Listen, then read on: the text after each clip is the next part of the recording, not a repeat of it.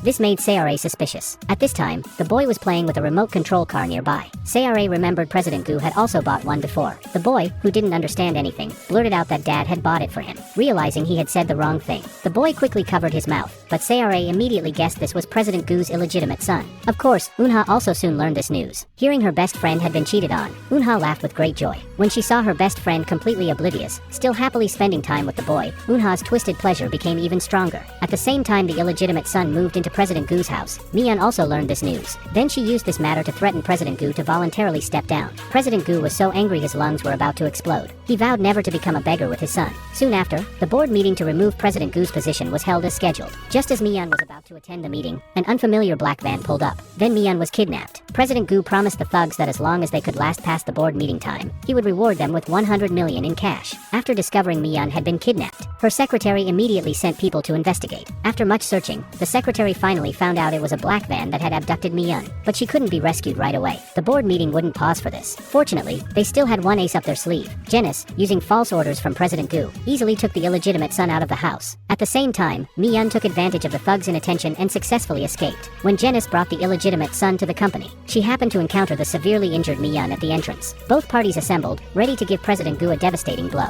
At this time, President Gu was still on stage basking smugly in everyone's admiration. The door suddenly opened. Mian and Genis made a powerful entrance. President Gu was scared out of his wits. The illegitimate son even popped out from behind, loudly calling out, "Dad!" Seeing this, Yoon was so angry she fainted on the spot. Then she walked heartbroken through the cold streets. Hae-jun, worried something might happen to his mother, quickly ran to the street to comfort her. Unexpectedly, a small car suddenly sped toward them. Hae-jun was directly hit and flew through the air, then crashed heavily to the ground. Yoon was absolutely devastated when she discovered this. Before falling unconscious, Hae-jun used his last strength to keep apologizing to Yoon, saying he must be Yoon's real son in his next life. Then he passed out. Yoon was confused and had no idea what he meant, but she had no time to think carefully. She quickly sent Hae-jun to the hospital. After a night of emergency treatment, although Hae-jun's life was saved, his head had been hit during the car accident, and he might become a vegetable. Yoon was utterly desperate. Just then, the doctor brought more bad news. The doctor told Yoon that Hae-jun's kidneys had also been severely damaged and he needed an immediate kidney transplant. Yoon didn't hesitate for a moment and immediately wanted to donate her kidney to Hae-jun. But to her surprise, her compatibility test showed not a single indicator matched. This made Yoon suspicious. Even the doctor couldn't help but ask whether Hae-jun was her biological son. Yoon recalled what Hae-jun had said to her during the car accident, and her unease grew stronger. So Yoon immediately went home, took Hae-jun's hair, and did a paternity test. The test results came out quickly. The results showed they really had no blood relation. Yoon suddenly felt like the sky was falling. The son she had painstakingly raised for 30 years wasn't her biological child. Yoon suddenly thought that Hae-jun had been delivered by her best friend Unha. So Yoon immediately ran to question Unha about why Hae-jun wasn't her biological son. Unha knew the baby swap